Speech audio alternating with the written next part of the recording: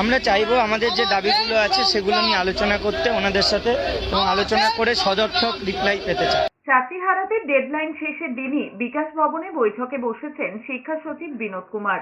দুপুর 1টার পর আন্দোলনকারী 5 শিক্ষক এবং একজন শিক্ষিকা বিকাশ ভবনে প্রবেশ করেছেন। রবিবারই শিক্ষামন্ত্রী ব্রাত্য বসু বৈঠক নিয়ে ইঙ্গিত দিয়েছিলেন, যদিও আন্দোলনকারী চাকরিহারারা নতুন করে পরীক্ষা দিতে নারাজ। বৈঠকে সেই বিষয়টি স্পষ্ট করবেন বলে জানিয়েছেন আন্দোলনকারীরা। তারা চাইছে নেতিবাচক আলোচনার মাধ্যমে সদর্থক পদক্ষেপ, সমাধানের রাস্তা বের করতেই হবে সরকারকে। হবে কি হবে না সেটা আলোচনার পরেই আমরা সিদ্ধান্ত নেব।